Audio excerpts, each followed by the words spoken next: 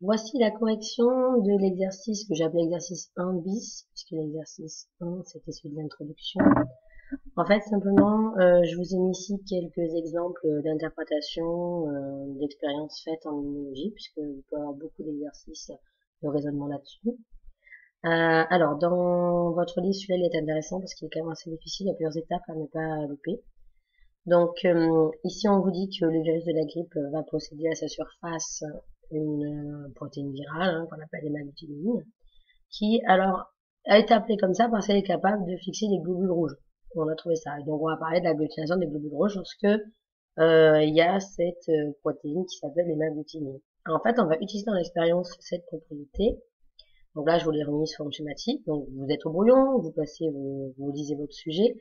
Et là, ce qu'il faut avoir en tête, c'est qu'on va utiliser en fait une propriété de l'hémagglutinine qui est la protéine virale du virus de la grippe, pour essayer de mettre en évidence cet antigène-là. C'est-à-dire que quand l'hémagglutinine est présente, il fixe les globules rouges et il provoque l'agglutination des globules rouges. Donc en gros, si vous n'avez pas d'hémagglutinine, vous n'avez pas d'agglutination des globules rouges. Ok.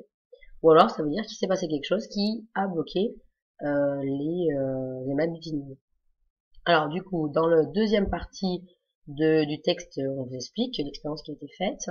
On vous dit que cette expérience est faite sur les porcs. On va leur injecter du coup les contaminés avec le virus de la grippe. 3 jours plus tard, on va prélever du coup les lymphocytes dans sa rate et on va les incuber et récupérer quelques jours plus tard le liquide dans lequel ils étaient. Donc on va récupérer en fait les molécules qui les auront produites. Donc là derrière, vous devez avoir une petite idée de ce que vous faire dire. C'est-à-dire que les lymphocytes, à votre connaissance, les lymphocytes B, on a vu, qui produisent des anticorps, donc peut-être qu'ici, on va pouvoir récupérer, en tout cas, des molécules qui sont dans le liquide, peut-être des anticorps, et on va, du coup, prendre ce liquide-là avec les molécules produites par les anticorps, et on va les incuber cette fois-ci avec le virus de la grippe, donc l'hémagglutinine qui est à la surface, et les globules rouges, pour voir si l'hémagglutinine va fixer toujours les globules rouges proposer du coup, enfin, et voir s'il y a une agglutination ou pas. Alors, dans la première expérience, on a pris les porcs, on n'a pas fait inhaler le virus de la grippe. Donc, on n'a pas contaminé les porcs avec le virus de la grippe. On suit les autres étapes. Donc, on met pas le virus de la grippe.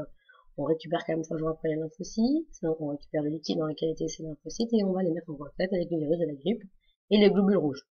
Donc là, qu'est-ce qui se passe? Agglutination des globules rouges par les hémagglutinines. Alors simplement, ça veut dire quoi? Ça veut dire que mon virus de la grippe et donc les hémagglutinines qui sont à la surface du virus se sont bien agglutinés et ont bien fixé du coup les globules rouges. Donc rien n'a empêché le virus de la grippe de fixer les globules rouges de mouton. Deuxième expérience, cette fois-ci, je vais inoculer du coup à mes porcs le virus de la grippe. Je fais la même expérience, donc je vais incuber les lymphocytes, je récupère le liquide, donc je récupère les molécules qui ont été produites par les lymphocytes, et je les mets en contact avec le virus de la grippe et les globules rouges. Cette fois-ci, attention, pas d'agglutination des globules rouges par les hémagglutinines. Or, les hémagglutinines sont bien présentes. Donc ici, ça veut dire qu'il y a quelque chose qui a bloqué l'hémagglutinine, et donc elle n'a pas pu aller agglutiner les globules rouges. Donc évidemment, ici mise en évidence de production par les lymphocytes de molécules capables de fixer l'hémagglutinine, qui empêchent donc la fixation aux globules rouges. Dans la troisième expérience, on fait la même chose, sauf qu'ici, on ne met pas le virus de la grippe, c'est un peu notre témoin négatif si vous voulez. Donc évidemment, quand il n'y a pas l'hémagglutinine, les globules rouges, du coup, ne sont pas agglutinés puisqu'il n'y a pas l'hémagglutinine. Ok.